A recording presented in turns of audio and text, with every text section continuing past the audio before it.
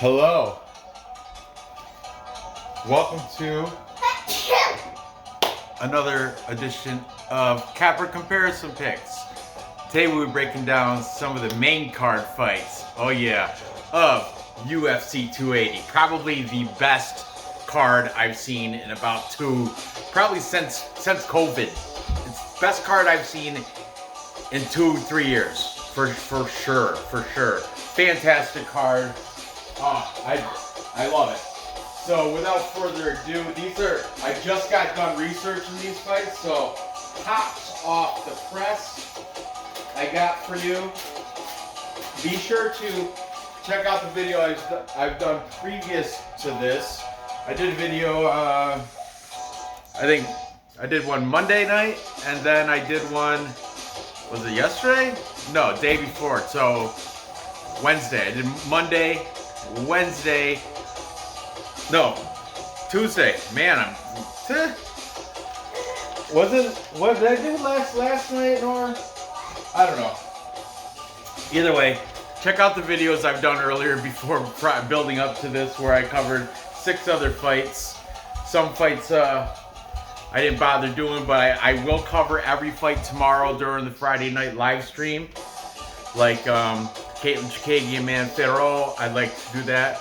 Sean O'Malley, Piotrian, I definitely want to cover that. I am going to cover every single fight on the card tomorrow. But tonight, let's get going with these 3 very close fights that could go either way on any one of these fights. I love them. We're going to start with the lightweight fight between Beneil and the Jets, Beneil, Dariush, and Mateusz Gamrot. Welcome to Gamrot Gamer Gamrot, Beneil Dariush. So, Beneil Dariush comes in as the underdog, plus 165. Gamrot is the favorite at minus 195. Pretty impressive. These lines are from Bet Online. You've got to go to bed. 5 minutes. Your bedtime is in 5 minutes. Don't even bother writing. I already wrote it, so don't even bother that stuff. Anyway, you don't have to. You don't even know what they look like. No, don't even worry about it. It's too much. None of them are very attractive. Yeah. I'm just playing. All these guys are very attractive. But anyway, let's start talking about first the favorite in Gamrot. He is 31 years old. Beneil Dariush is 33, a little bit older. Very similar experience as pros. They both have fought some pretty good fighters. Gamrot, he's training out of he trains out of American Top Team when he's stateside. But since this is in Abu Dhabi, it's already 10 o'clock in the morning, guys. Matter of fact, tonight. At 11 o'clock tonight, 10 o'clock in the morning on Saturday. Why? Because it's in Abu Dhabi, Fight Island. Yeah. Live stream with Vlad? Probably not. But anyway, tonight, 11 o'clock, I think Eastern time I just heard. Tonight is the weigh-ins. If you're up for that, you can get some weight. I guess Charles Oliveira already weighed in, made weight. I don't know how that happened. I don't know if he officially made in, but he weighed himself and he's at weight. I don't know. I just heard that through a little bit of Instagram chatter. But anyway, I think the weigh-ins, official weigh-ins, are tonight, 11 o'clock Eastern American time. But let's get back into this. I'm sorry. Mateusz Gamrot, as I said, he usually trains at American Top Team when he's stateside. When he's over across the ocean, he is training out of Czerwony Szmok, which is a Polish facility. And I did check his Instagram out, and he has a bunch of some of his best buds out of that camp, out of that training facility with him in Abu Dhabi. Specifically, I saw this guy, Lukas Rajewski and Boris Mankowski. I don't know these guys, but they look pretty impressive in the Instagram. Like, man, these guys are killer. They all look like Gamrot. They're all just chiseled, perfect, perfect specimens for physique. And he also brought from ATT. He's got American Top Team representing down there too. He's got Dan Lambert, coach, and Coach Mike Brown. You guys know Mike Brown. And then if you go back like 7 weeks ago, before he went to Abu Dhabi, it shows him training with Dustin Poirier and Jorge Masvidal. So he's getting it in over ATT. Took that flight over to Poland, did a camp over there, and now he's brought both of the camps together, like some of the people from American Top Team, some of the people from Cervani Spock. Got them all in a big happy family down in Abu Dhabi. Loving life down there for Mateusz Gamrot. Now, Benny. Oh, let me talk about Mateusz's last fight. Coming off impressive wins. Listen to this. He beat Arman Tsarukyan. Put that fire out. Arman Tsarukyan was hot prospect, the next guy, but Mateusz managed to beat him unanimous decision. Then he beat, before that, he beat Diego Ferreira. TKO, round 2. Yes, sir. Yes, sir. TKO, round 2. Before that, he fought Little Heathen, Jeremy Stevens. Made quick work of him. A Chimera in round 1. Very good on you, Mateusz Gamrot. Before that, he beat Scott Holtzman, ground and pound, round 2. Doing it to these guys. His UFC debut, he did lose a split decision loss, but a split decision, and it was to Guram Kutladze, who I would reckon is probably top 5 in the division. I'm not kidding. Guram Kutladze is not a bad loss to have, especially by split decision, meaning at least one of the judges saw it in Gamrot's way. So let's go to his opponent, the little bit older, but very wise. His Instagram, he's getting the grays, man. He's got that salt and pepper look starting to settle in, and he doesn't give a shit. From Assyria, he's an American. Assyrian roots, that's where his heritage is Assyrian, but definitely a patriot American, and I think he's got some Instagram posts about the troops and bless our heroes and stuff. So awesome, Beneil Dariush. Awesome, Benny. Benny's been in this scene for a very long time. I want to say he's been a pro since like 2011 or something, but anyway, he trains out of King's MMA. Been there for a bit. He's on a 7-fight win streak. He's going to have a slight reach advantage at 1.5 inches. These guys are the same height. On his Instagram, it doesn't show who he's training with. It shows a lot of pictures of him kissing his pregnant wife, who's now since had the baby. He is a proud daddy. Benny the daddy. So a lot of family pictures, which you can't hate. Instagram's kind of like Facebook for the world. Like they just, You don't have to post yourself training. You don't have to do that. It's your prerogative.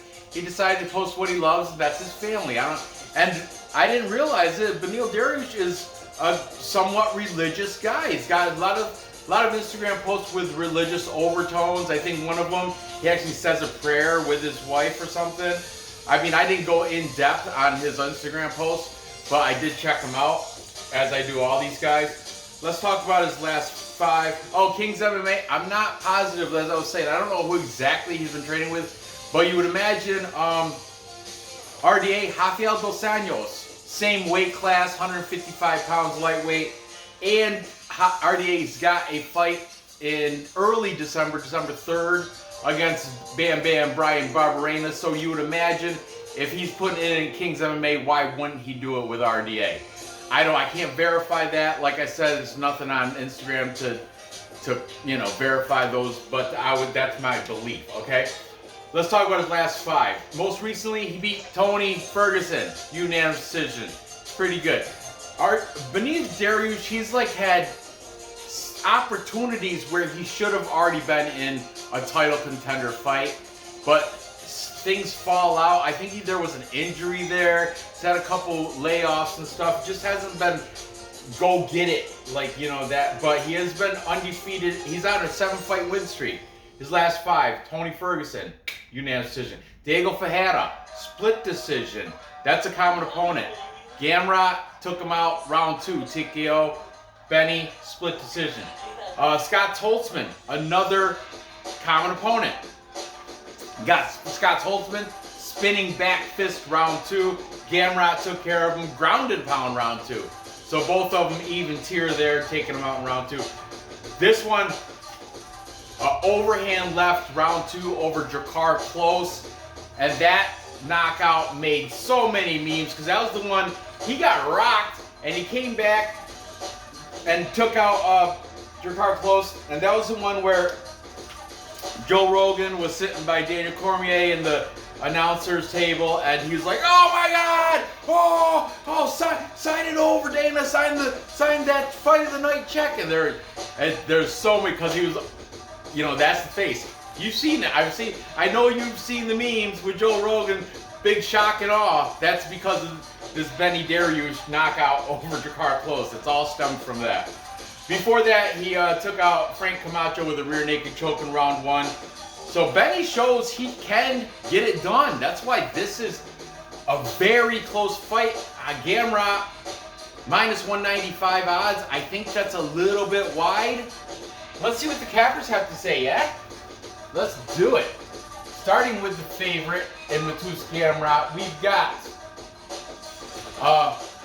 UFC gambling addicts. That's Leighton, my boy.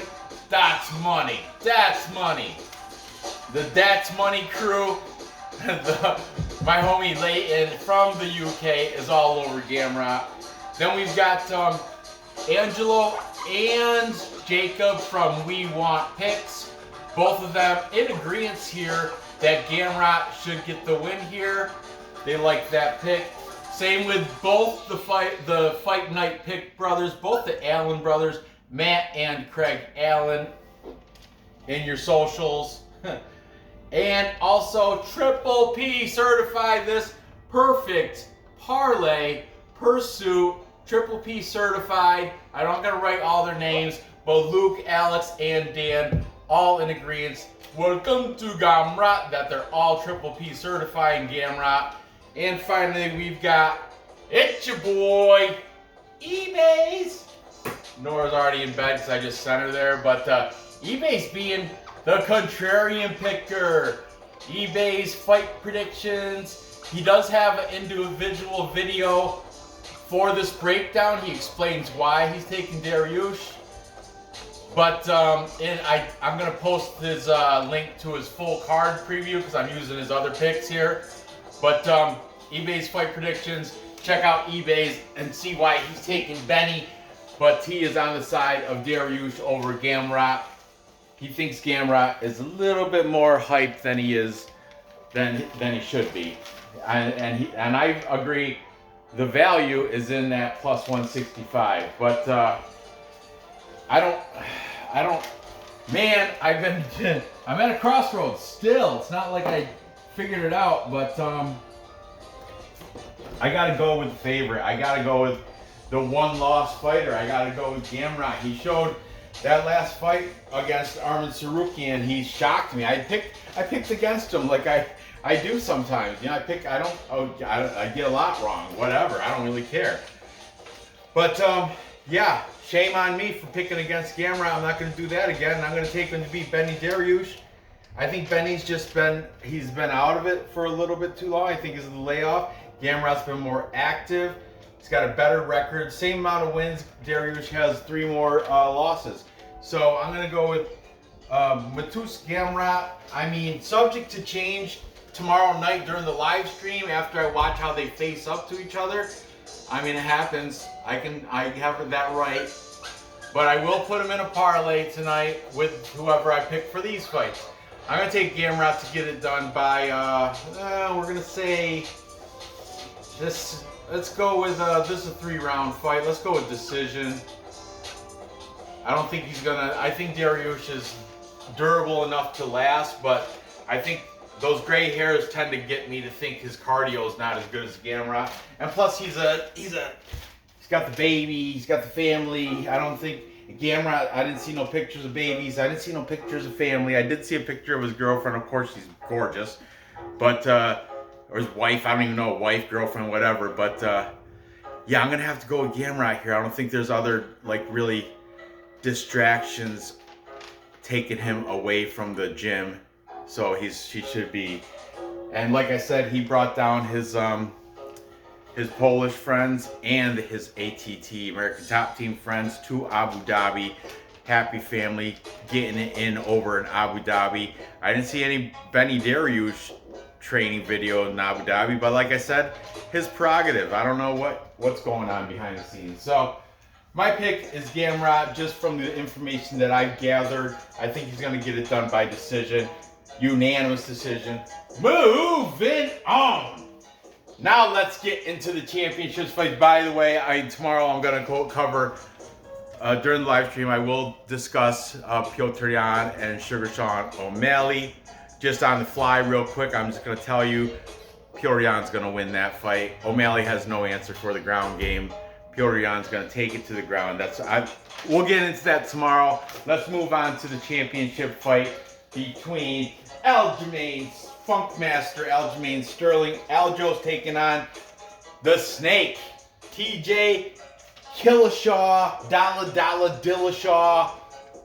A lot of people hating on TJ Dillashaw because, the steroid, the juice, at least he fessed up to it. You gotta give him that. And, I'm sure there's a lot of people that, and aside from that fight where he got caught, he's been tested a lot of other fights, and he never tested positive. You slipped up, messed up because your prescription, your street script, your black market script, you just stayed in your system a little bit too long. Whatever, it's how it goes. But so let's talk about the favorite here in Aljo, the Funkmaster, Aljamain Sterling. Looking like a hero now. People must have forgot about how he did that performance when he got the knee to the head from Petr Yan. Part one, he did reclaim and win an honest victory against Petr Yan the second fight round, but Petr Yan, he's bad fight IQ that fight. Why didn't you wrestle? Why didn't you take it down? I don't know. It was kind of, I thought it was a poor performance for Yan, and it wasn't like him. It was kind of, I think if they run it back, I'll take Yan. But anyway, we're talking about Sterling versus TJ Dillashaw, the Snake. Let's see. Aljo, as I just mentioned, he's coming off back-to-back wins over Petr Yan. Split decision was last time, and before that, he had the illegal knee where he earned an Oscar on that performance. Not for me. I didn't buy it, but whatever. We would let it go. Before that, he did take out Corey Sandhagen, rear naked choke, round one. That's a good win. He took out Pedro Munhoz, unanimous decision. That's a good win.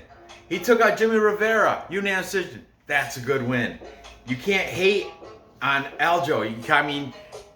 Aside from that illegal knee fight, he's been performing as he should, as a champion should, and he's been getting it done. I know he's like best buddies with Merab Dvalishvili and Dennis Bazooka, and he brought both those guys to Abu Dhabi with him. He's been hanging out with Andrew Tate. They call it like the G posse or G money or top G's or something. Top G crew. I forget what it is, but him and the Tate brothers, Islam Makhachev, they're living life to the fullest over in Abu Dhabi, living the best life, loving it up. When he in Abu Dhabi, I think he's training at a place called the Strong Gym. But when he is stateside, according to Instagram, last place he's been training was at Longo and Weideman MMA, which is out of Long Island. That's right, maybe a 3-hour drive for me.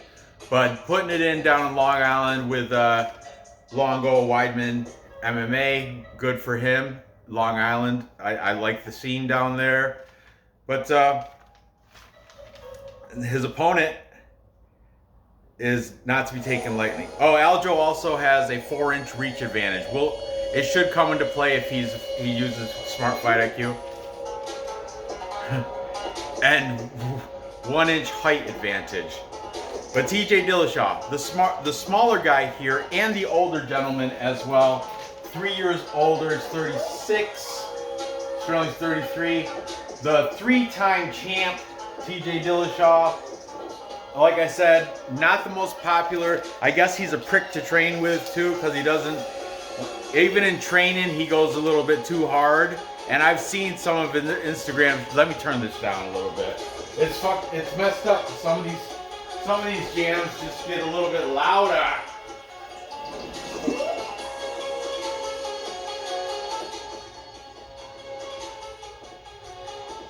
Sorry about that. But anyway, as I was saying, TJ Dillashaw, he's known as one of the, you don't want to train with him because he doesn't care if he hurts you.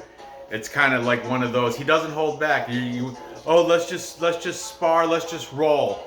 Go at 50%, don't even go full out. It's like he's deaf ears. And I watched this like video with his Instagram where he's sparring, boxing with the guy's all padded up, but then he knocks him, and then the guy stands up and he kicks his feet out and makes him fall again, just like looking down at him. I was like, what a dirtbag. But you know what? He's real, man. He's real, and he's legit. I mean, you can, from his workouts that he's posted on Instagram, he's coming. I don't know. It's gonna be a very tight, close fight. I'm telling you what. Dillashaw, Killashaw, Dalla, Dillashaw, whatever. TJ is coming off his own win against Corey Sandhagen, where he beat him by split decision. I know Aljamain Sterling got the rear naked choke over him, but there's a common opponent they both beat. TJ lost to Henry Cejudo, Triple C, got knocked out real fast. TKO by punches, 32 seconds of round 1. But I guess he did come into that. He made like bad weight cut, completely drained, had nothing in him. Should have even never took the fight. Should have bowed out after he made weight. Barely. He didn't recover from his bad weight cut there and got taken care of by Henry Cejudo. Happens. Before that, he had back-to-back wins over Cody Garbrandt, which left a lot of foul taste in a lot of people's mouth because they're fans of Cody Garbrandt, as am I. But hey, you can't hate on somebody for even his personality. It doesn't have to match his how he fights in the cage. Is he making you money or is he not? That's how you gotta look at it. You gotta keep emotions out. You gotta use your head. All right, in this case. Before that, he beat John Lineker, unanimous decision. Like I mentioned, a 3-time champ. He's training out of a classic fight team with coach and friend Tyler Wombles. And he also trains out of Gracie Barra, which is, I think that's the place down in Texas. Isn't Alex Morono, is that his place? I don't know. I just saw it on Instagram. It's not like he put a link to it or anything, but I saw it on the wall behind him when he's training. And I know Alex Morono does own a Gracie Barra facility down in Texas, so I don't know. I could be totally off. I have no idea. But now in Abu Dhabi, he trains over at Bang Muay Thai. He brought his some of his camp members over. He brought Tyler Wombles, brought him over with him. So he does have a little bit of his camp there, just as Aljo brought his buddies Bazooka and Davalishvili over. So yeah, it's gonna be a very interesting fight. Dillashaw is a dad. I think Aljo is as well, but I don't know. I just know I saw Dillashaw. He's got a cute pic with him and his kid, and he was like, I wish these moments could last forever. I love that. That's great. So anyway, let's see what the cappers have to say. Starting with the favorite in Aljamain Sterling. We've got it's your boy eBay's. And he's doing this out of emotion. He cannot stand. He calls him the cheater, the snake. He cannot stand TJ Dillashaw, and he's very proud of Sterling, and he thinks Sterling's going to get the victory here. Hey, Whatever turns your crank, buddy. Then we've got taking Dillashaw. We've got we want picks. That's Angelo and Jacob in agreement that TJ Dillashaw should win this fight, and I hold them in very high regard. I'm not gonna, because I feature so many different handicappers on my shows.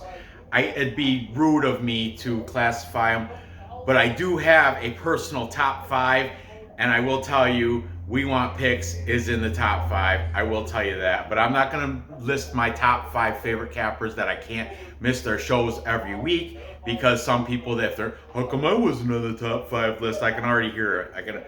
I'm like, how come, what do I do? You know, and I don't want to go there. But I do have a top 5, and We Want Picks is definitely in that top 5. If I can only watch 5 capper shows a week, if I can only watch 5 a week, We Want Picks is definitely one of them. Angelo and Jacob. Not the quick picks that Angelo does by himself. It has to be when they're both on the show. Angelo and Jacob, We Want Picks. Links in the description, guys. Check them out if you haven't already. You know, I'm on their, I'm a member of their, you know, they got their website and shit, and I do the $10 a month, whatever. Get their inside member picks. That's, yeah, hold them in high regard. We Want Picks. Then jumping over back to the Sterling side, we've got the Craig and Matt Allen from Fight Night Picks, the Allen brothers, both on the side of Aljamain Sterling. I like them, those guys a lot too. I don't want to give away my top 5, but they would also probably be in there, because I can't go a week without watching those guys and their breakdowns, because it's just entertaining. It's good visual enjoyment. It's candy for your eyes and ears, folks. Even though Matt Allen keeps doing these basketball references, which I don't follow that close, so sometimes I just don't get it, but all right, I don't mind. Then jump back over to TJ Dillashaw. We've got UFC Gambling Addicts. And y'all know Layton's my boy. Hard to miss his show. Absolutely. We've got finally our 5th link consists of 3 cappers. You guys know them as the Perfect Parlay Pursuit. However, it's not Triple P certified. We got Alex and Luke, both on the side of Sterling, but Dan the Batman, Little Doggy, is over here taking TJ Dillashaw, Dalla Killashaw, TJ Dillashaw, the Snake, the steroid abusing cheater. I don't really care what you want to call him, because I think he's gonna get done. I think Dillashaw is gonna win here. I like Aljo. I think he's chiseled. I think he's looking great. But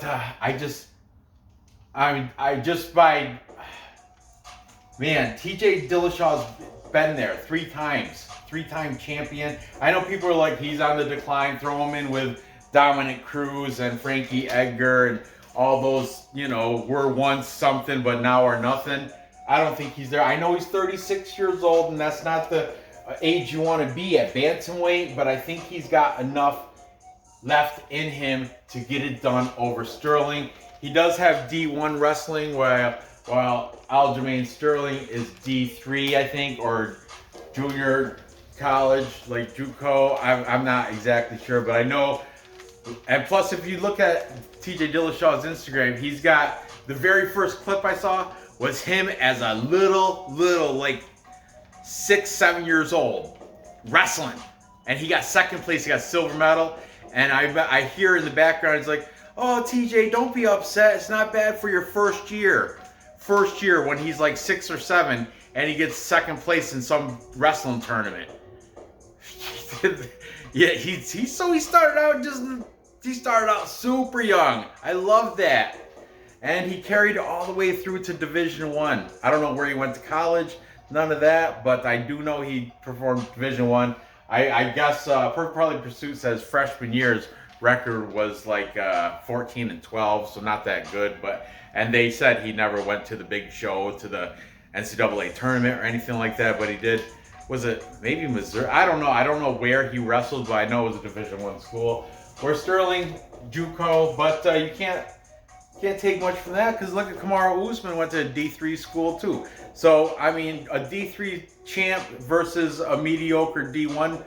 I mean, who knows who has a better wrestling? We're gonna find out, because that's the way I see it. If it stays on the feet, I got TJ Dillashaw. I think he's faster. I know Aljo's got the reach, and he can maybe keep it on the outside, but he won't. They're just too.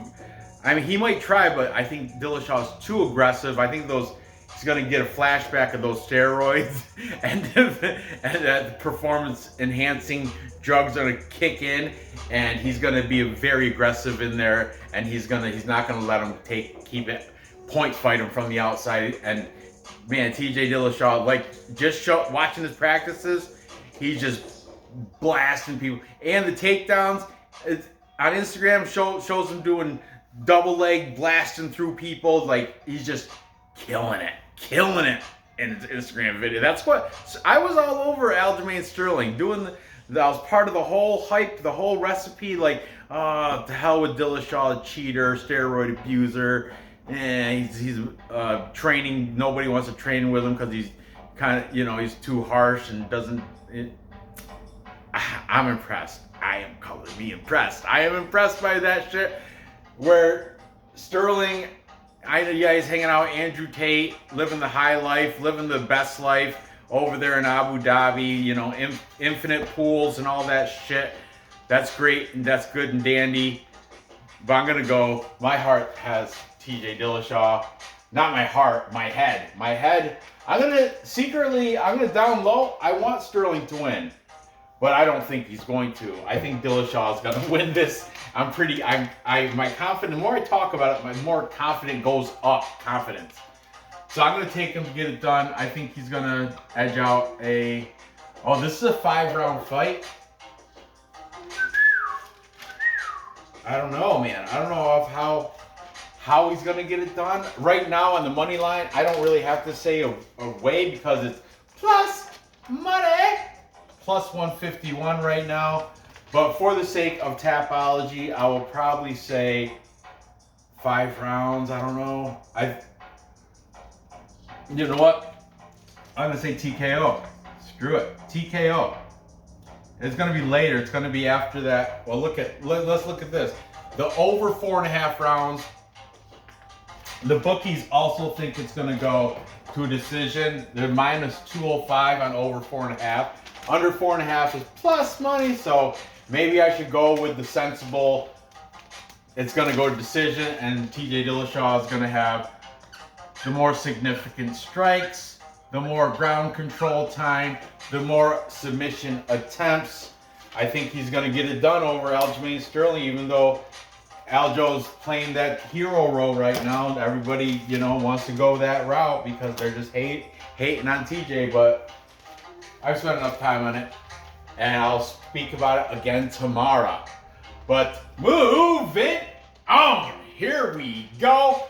The main event for the lightweight championship, 155 pounds. It's right now. It's not even people like Oliveira and Still. No, it's not and Still. It's vacant championship. So either whoever wins, it's going to be and new. Either way, and new, okay? Even if you're taking Charlie Olives and he's got the belt and he does it. It's a vacant belt lightweight championship fight between Do Bronx, Charles Oliveira, and Islam Makhachev. This is gonna be pretty much giving away my pick, but I don't care. I'm proud of it. Thanks, Dave, for the t-shirt. I won it on a t-shirt bet, and Dave, he picks the best t-shirts out, and yeah, you see where I'm gonna go. But let me break it down though anyway, and don't take it wrong, because I love me some Charlie Olives. I love Charles Oliveira. I do Bronx. If I had a do Bronx shirt, I would wear that too. But spoiler, I'm gonna go with Makhachev. But let me explain why. Okay, let's talk about the favorite in Islam, Makhachev. Okay, Islam is coming off a nice win over Bobby Green, where he took him out ground and pound. Round one, made quick work of him. Before that, Dan Hooker, Camara, round one, made quick work of that. Before that, Thiago Moises, rear naked choke, round four. Not quick work, but showed his cardio can last past the 3-round mark. Into the championship rounds, cardio's still there, unflaunted, okay? Before that, Drew Dober, arm triangle, round 3. Before that, Davi Ramos, unanimous decision, good win.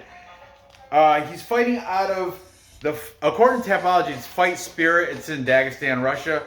But also it says his other training facility is KHK MMA team. And that's who I think most recently, because I noticed on that team, if you look it up on Tapology, Muhammad Mokaev is also on that team, who is also on this card. I'm not covering his fight because that's going to be one side. I think it's the widest line on the card, perhaps.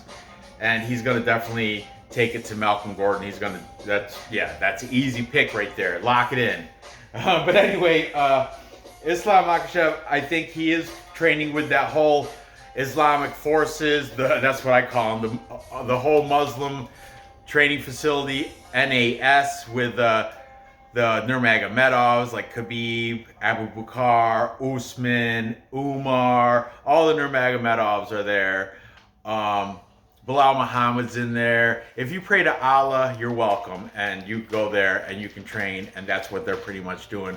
There's a lot of fighters on this card that are training out of that, because United Arab Emirates is a predominantly a Muslim state. Like, that's why the sheiks and everything, they're all about that. So, and hey, I'm not religious.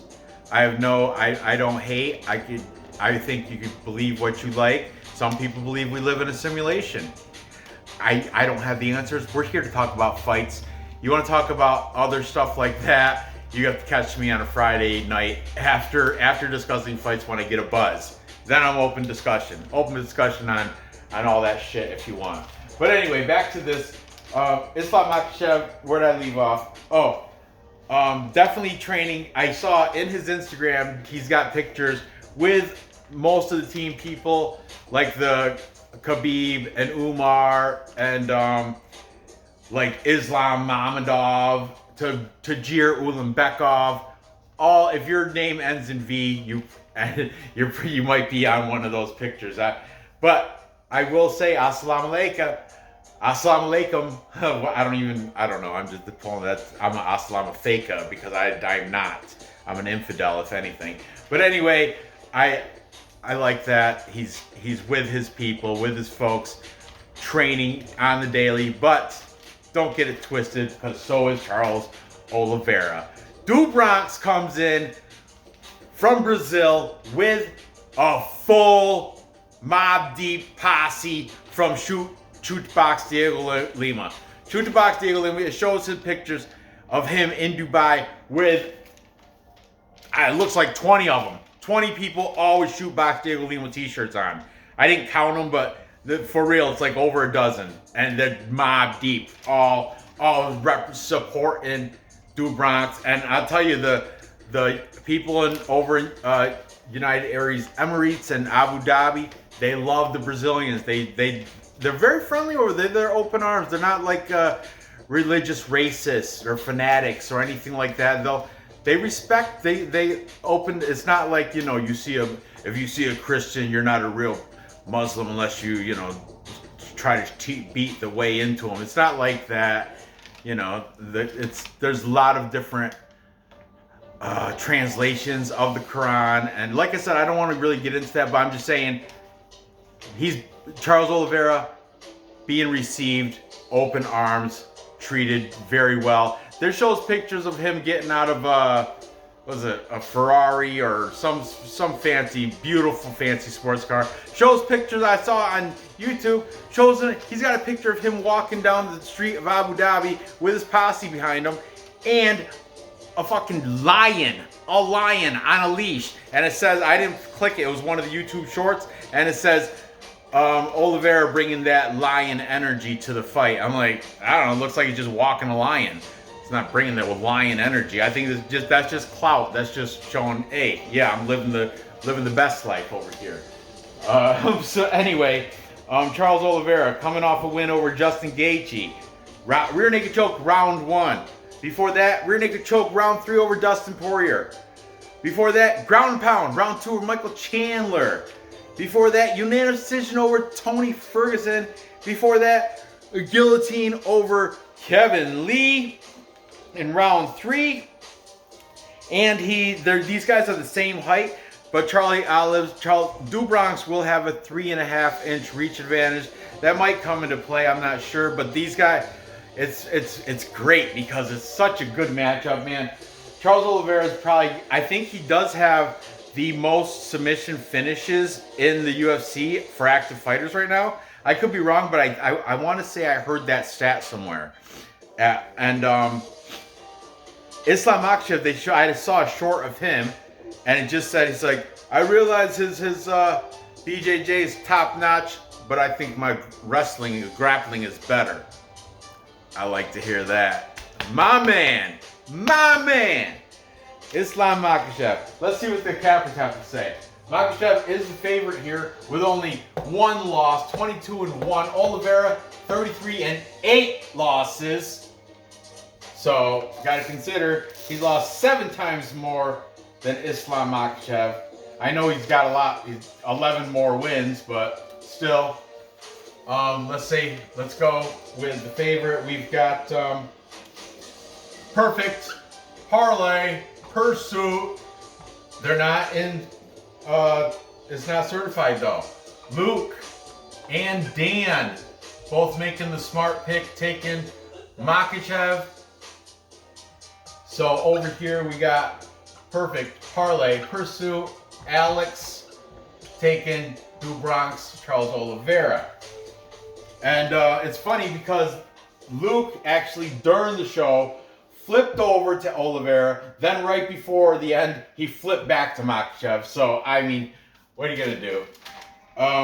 Then we've got the Fight Night Pick brothers, both of them on the side of Islam Makhachev. Is it Makhachev or I've heard it pronounced in other ways too. Makhachev. Oh, Makhachev or Makhachev. Islam, this guy. So we got Fight Night Pick brothers taking them. Then jump back over here. It's your boy, eBay's taking Du Bronx by TKO. Round 3 for eBay's fight predictions. Leaving it to, next we have, we want picks. Angelo and Jacob, both on the side of Islam Makhachev. Definitely watch their show. I can't boost it enough. And finally, to wrap it all up, we have my boy Layton. He's another one, top 5. Can't miss it. I have to, if I'm watching, that's what I do. I compare cappers. I cannot miss Layton. I watch him every week.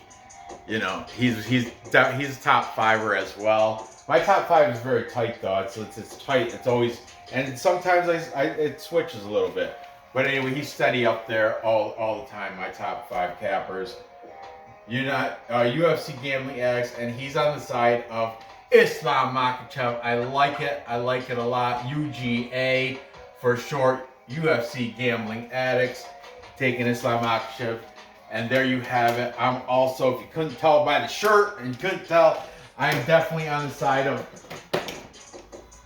Islam Makhachev to get it done. Like I said, no hate on Du Bronx. I just think, you know, my money is going to go on the winner. And I think the winner is going to be Makhachev. And I think he might 5-round fight. What's the over under? Over 2.5. Look at, so they don't think it's going to go the full distance either. This is a 5-round fight. The bookies think 2.5. So I think it's going to happen with it inside the distance. How?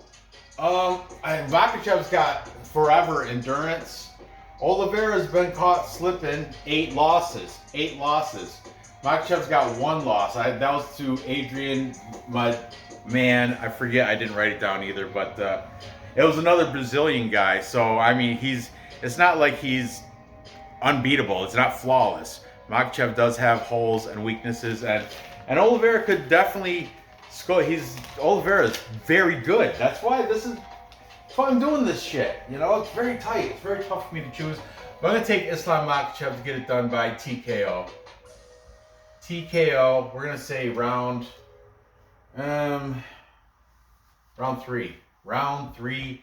If you want to prop it, that's gonna be my pick for, because it's -188, which is not a bad. I think Makhachev should be a little bit higher, actually. I think it should be more like -200, to be honest with you. So I'll take -188, but I probably will prop it out just for fun. TKO, round 3. That'll be plus money. So to recap, time check. I know I'm definitely over on this sucker. Oh yeah.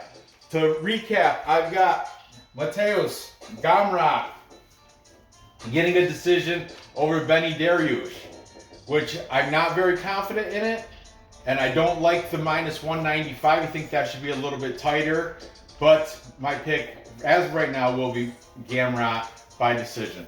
Then I'm going to take Dillashaw, Dillashaw, even though everybody's hating on him. I'm going to take him to beat Aljamain Sterling also by decision. Sterling, I do like Aljo, and I like his personality. I think he's a great dude. He's really fun. He's, and it's on his Instagram. It's fun because he's got a bunch of whole little, when you search him and his picture comes, he got all those little, like TJ Dillashaw's got three of the, like when you first pull up the guy and it shows like recent posts, TJ's got like 3 of them, which are kind of, separated.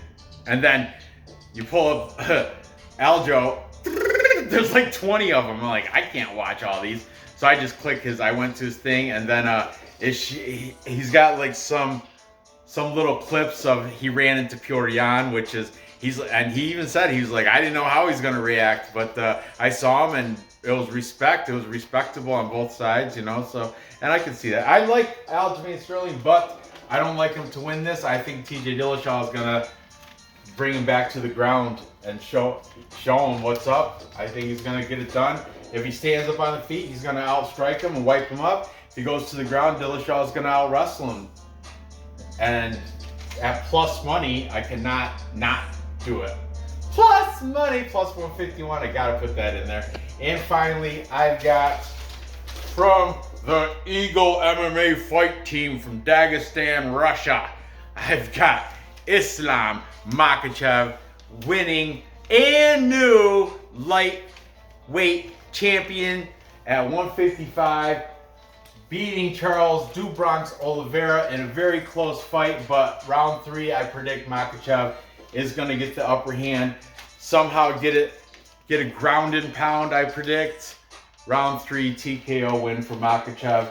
I mean, stay tuned tomorrow night when Dave and I go over the entire card after watching the weigh-ins and face-offs. Remember, this event starts early Saturday. Dave's on the West Coast though, so he's like 3 hours behind me. I gotta wait till he gets out of work, so I can't do my live stream until like 8 or 9 o'clock Eastern time at night. But still, I'll get it in there. Just have to get up a little bit early to watch this, which is all good for me. I love it. So good luck on your bets. Oh, let me do my thing. Gather the info. Place those bets and cash those tickets. Thanks for watching. Give me that thumbs up. Go ahead and fill the comments with who you think's gonna win. Good luck on your bets. I hope to see you all tomorrow night. Peace.